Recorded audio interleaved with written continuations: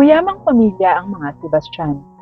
Maraming lupain ang kanilang pagmamay-ari sa iba't ibang bayan at ang mag-asawang sina Mr. and Mrs. Sebastian ay may nag-iisang anak lamang na nagngangalang Eugene. Ma, oo nga pala, tawagin mo na ang anak mo nang sumabay na sa atin. Saad ni Gustavo, ang tatay ni Eugene. Sige pa, sandali lang. Sagot ni Maria na nanay naman ni Eugene. Anak, gumising ka na at kakain na tayo. Baka umilit na naman ang ulo ng daddy mo. Sabay katok sa kwarto ng anak at ginising ito. Yes mom, pababa na po. Sagot ni Eugene. Maya-maya pa ay bumaba na si Eugene at binati ang mga magulang. Good morning mom, dad. Good morning iho. Kumusta ang pag-aaral mo ng law? Dad, ang totoo po niyan, nag-shift ako ng course. Alam niyo po, talagang ayokong mag-law, Dad. Nahihirapan lang po ako dun. Ani ni Eugene. Ano? Nagdesisyon ka na ng pangsarili mo? Dapat kang mag-law katulad ko. O di kaya ng mami mo, doktora. At anong course naman ang kinuha mo ngayon? Tanong ni Gustavo. Dad, nag-shift ako ng mechanical engineering. Mas gusto ko siya eh. Sagot ni Eugene. Anong mapapala mo dyan? Gusto mo bang magmekaniko? Nakakatawa kang bata ka. Huwag kang aasa na susuportahan ka namin dyan. Nakaka-disappoint ka. Mahigpit na sabi ng dad niya. Pa, hayaan mo ng anak mo kung anong gusto niya. Malaki na yan.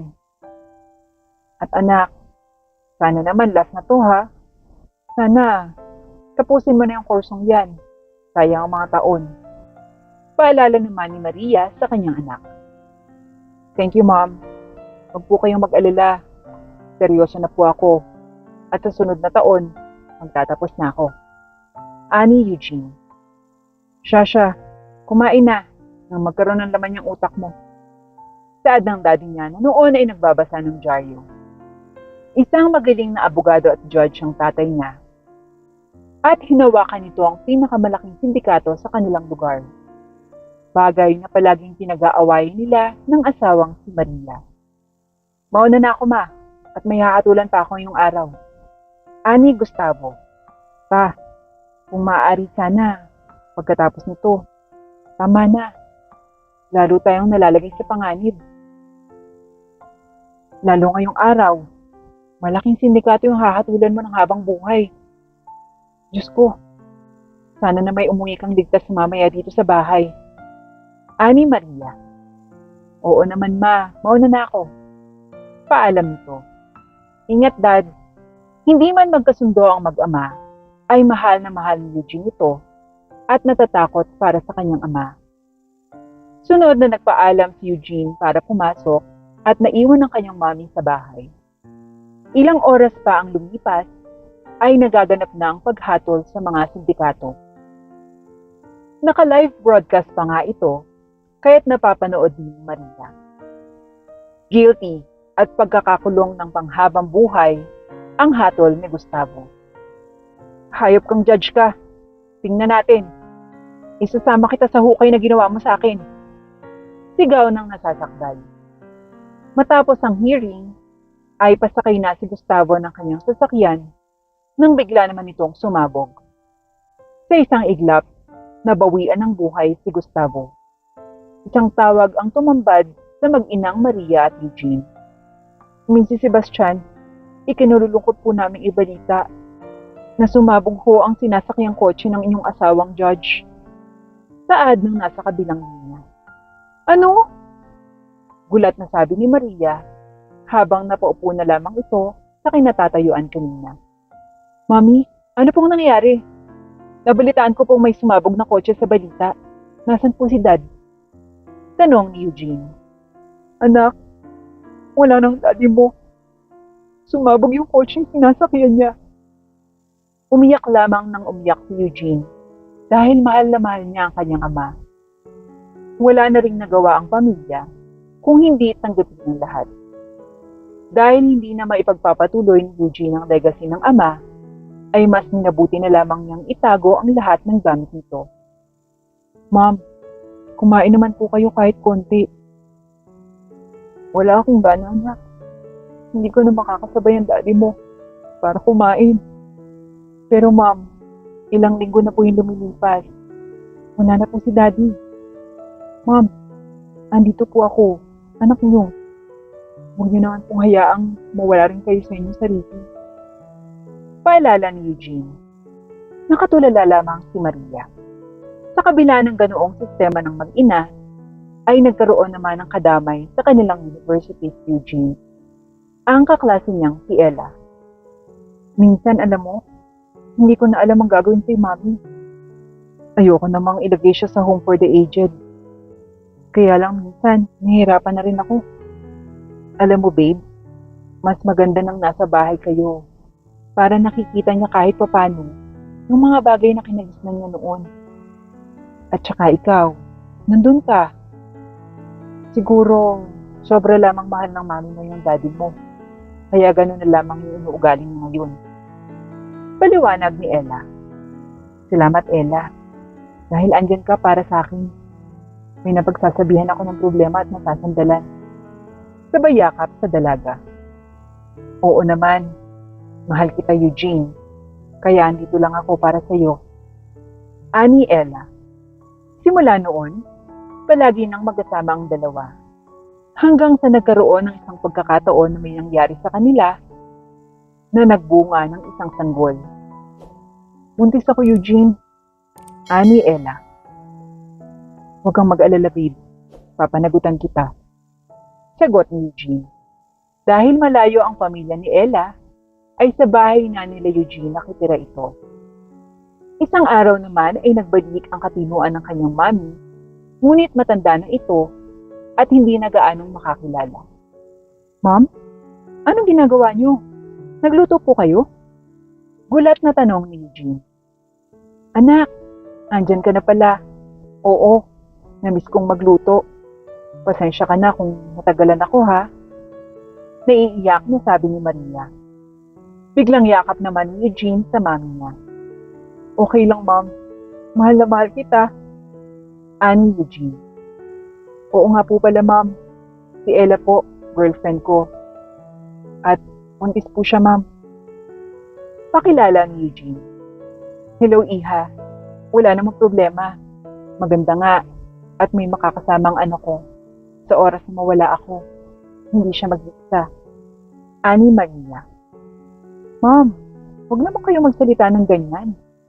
Maaalagaan niyo pa po yung apo niyo sa akin. Ani Eugene. Hello po. Mukhang masarap po yung niluto niyo, tita. Ani Ella. Oo, Iha. Halika't maupo na tayo para sabay-sabay na tayong kumain. Yaya ni Maria. Masayang-masaya ang pamilya noon, Eugene. Lalo na nang maipanganak ang anak nilang si Elaine. At naalagaan pa nga ito ng mami niya. Lumipas pa ang ilang dekada, ay nag-aaral si Elaine ng kolehiyo. Tanging mekaniko lamang ang trabaho ni Eugene dahil hindi na siya nangahas na mag-apply pa sa barko katulad ng nauna niyang plano. Hindi niya kayang maiwan ang kanyang pamilya. Gayon din ay matanda na ang kanyang inang si Maria at bedridden na ito. Doon na rin ito umiihi at dumudumi. Tay, bayaran na nga po pala ng tuition ko sa susunod na araw. Ani Elaine. Naku anak, paano kaya to? Wala pa kasing bayad yung mga sasakyan nasa talyer. Tanungin mo munang nanay mo. Baka naman may naitatabi. Ani Eugene. Sige ho tay, mamaya pag-uwi ni nanay. Kain na po tayo tay. Nagluto po ako ng sinigang. Baka kainin ko na rin po si Lola. Ani Elaine. Sige anak, ikaw na munang bahala sa lola mo ha. Ani Eugene. Lola, kakain na po tayo. Ito po yung paborito niyong sinigang. Sinarapan ko po, katulad ng luto niyo. Ani Elaine. Opo, ang laki mo na. Pasensya na kayo at kailangan niyo pa akong alagaan ng ganito. Alam kong nahihirapan na rin ang daddy mo. Pumunta ka sa bangko. Dalhin mo yung envelope na nandiyan sa damitan ko. Kuhanin mo ang lahat ng pera na meron ako. Lahat, pati ang mga ari-arian ng lolo mo. Naiayos na lahat ng abogado ko.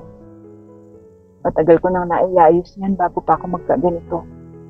Isama mo ang daddy mo. Dahan-dahang habilin ni Marina. Maging si Elaine ay nagulat sa sinabi ng kanyang lola dahil wala naman siyang alam tungkol sa lolo at lola niya. Maging ang tatay niya ay hindi naman nagkukwento at nasanay na sila sa simpleng pamumuhay. Sige po lola, pero ubusin niyo muna po yung pagkain niyo para makainom na rin po kayo ng gamot. Pagkatapos pakainin ng matanda at painumin ng gamot, ay kaagad na kinausap ni Elaine ang tatay niya. Tay, may sinabi po sa akin si Lola. Gusto niya pong pumunta tayo ng bangko para daw po kunin lahat ng pera at ari-arian na nandoon. Ani Elaine. Ha? Sinabi yan ni Mami? Hindi ko rin kasi alam yan, anak. Simula nang mawala yung lolo mo, alam ko lahat ng pera namin unti-unting naubos. At si Mami, hindi na nakabalik sa ospital. Ani Eugene. Ito po tay, pinapadala po ni Lola sa atin kapag pumunta daw tayo sa bangko. Isama daw po kita tay. Kaagad na ibinigay sa tatay niya ang mga papel. Pinuksan nito ni Eugene at laking gulat niya sa mga nakita. Hala, naayos pala ni Mami lahat. Nandito yung mga dokumento kung saan nakapangalan sa akin. At sa iyo, yung mga ari-arian at lahat ng pera. At nagkakahalaga ng 10 milyon. Gulat na sabi ni Eugene. Po, ganun kalaki? Grabe tay, ang laking halaga nun. Ganun palang kayaman si Lolo at Lola? Gulat na tanong ni Eugene. Abogado at judge ang lolo mo. Si lola mo naman ay isang doktor sa isang sikat na ospital noon. Kaya naman po pala tay, sabi po ni Lola, kuhanin daw po natin yan para daw po may magamit tayo. Oo, bukas na bukas din anak. Pupunta tayo. Tamang-tama din at babayaran yung tuition mo. Ani Eugene. Kinabukasan nga, ay maagang nagtungo ng bangko ang mag-ama. Simpleng pantalon at t-shirt lamang at nakatsinelas ang suot ni Elaine. Habang ang ama niya ay pantalon na butas-butas pa na ginagamit sa pagmemekaniko ang suot. Anak, ikaw na lang kaya yung pumasok sa loob. Nahihiya ako eh. Ani Eugene. Tayo naman andito na tayo. Tsaka alam ko kailangan kayo sa loob. Ani Elaine. Habang papasok naman, ay hinarang sila ng guard. Ano pong gagawin sa loob? Tanong nito. May i-claim lang ho kami dito sa bangko. Ani Elaine. Tinignan naman sila mula ulo hanggang paa ng gwardya at saka tinawag ang manager ng bangko. Yes, guard, ano yun? May gulo ba dito? Tanong ng manager. May kukunin daw ho sila kasi dito sa bangko. Bumulong pa ang gwardya. Mukha naman kasing walang kukunin, sir. Tingnan niyo naman yung kasuotan ng mag-ama. Ani guard. I see. Anong transaction pa mong gagawin? Tanong ng manager. May dala ho kaming mga dokumento para i-claim yung properties at pera na nakalagay sa account ng lola ko. Ani Elaine. Sigurado ka bang may silbi yung mga yan? Well, let's see. Ani manager. Umupo naman at pumila ang mag-ama. Habang sa malayo naman, ay nagtatawanan ng manager at ilang staff doon. Marahil ay dahil sa kanilang kasuotan. Ano ang pangalan nila? Tanong ng manager ng bangko. Elaine Sebastian ho. Siya ho yung tatay ko, Eugene Sebastian. At yung pangalan naman po ng lola ko ay Maria Sebastian. Hinanap ng manager ang pangalan at laking gulat nito dahil ang pangalang iyon ay isa sa may pinakamalaking pera na nakalagak sa bangko nila. Oh, I'm sorry. Kayo po pala yung mga Sebastian. sorry po kanina sa naging attitude ko. Paliwanag ng manager. Pakiprocess ang lahat para makaalis na kami dito. Ani Eileen. Kinuhanan sila ng mga valid ID at ilan pang dokumento para sa processing na inabot din ng ilang oras. Ma'am, sir, okay na po. Nailipat na lahat sa pangalan mo. Ito rin po yung cheque, pati po yung ATM nyo. Pwede nyo na pong palitan yung password niyan kahit kailan. Maraming salamat po. Ani ng manager. Salamat. Oo nga pala, hindi nakakaganda ng image ng bangkong ito kung may manager silang may masamang pag-uugali. At saka dapat, tingnan mo muna yung sarili mo para hindi ka magmukhang katawa-tawa. Ani Eileen. Natameme naman ang manager sa sinabi ng dalaga. Ay grabe, hindi ako makapaniwala na mayaman na tayo. Masaya ang sabi ni Eileen. Oo nga anak, hindi talaga tayo pinabayaan ng lola at lolo mo. Ani Eugene. Sigurado po ako matutuwa si lola nito. Bumili po tayo ng pasalubong at iparenovate po natin ang bahay nila lolo noon. Suhestyon ni Eileen. Oo anak, maganda nga yan. Pati ang nanay mo, ibili rin natin ng damit. Matagal-tagal ko na kasi nung huling naibili ko ng bestidi ng nanay mo. Ani Eugene. Opo tay. Pero tay, kahit nga po pala may pera na tayo, tumulong pa rin po tayo sa ibang mga tao at maging pantay-pantay pa rin ang tingin natin sa lahat. Ani Eileen. Matapos makapamili ng mag-ama, ay agad na silang umuwi ng bahay. Nagulat sila nang makitang sakay ng wheelchair ang lola nila at pinapakain naman ni Ella. Oh, andyan na pala kayo. Kumain na rin kayo. Sabayin niyo si Mami. Kanina kasi, nagpabuhat sa akin. Gusto daw niyang magpahangin sa labas. Kaya lumabas kami. At ayun, nakaramdam ng gutom. Ani Ella. Aba Lola, mabuti naman po at nagpalabas kayo kay Mami. At okay na po ang lahat sa bangko. Salamat po Lola. Sabay yakap sa matanda. Wala yun apo. Kumain na kayo ng papa mo. Nagluto ang mama mo ng sinigang na paborito ko. Ani Maria. Masayang kumain ng hapunan ang pamilya ni Eugene. Hindi man sila naghangad pa ng yaman, ngunit sa tamang pagkakataon ay ibinigay ito sa kanila. Dinalaw din nila ang puntod ni Gustavo kasama ang Mami Maria niya. Mom, sigurado akong miss niyo na si Dad. Pero andyan lang siya, nagagabay sa atin. Ani Eugene. Oo anak, miss ko na ang daddy mo.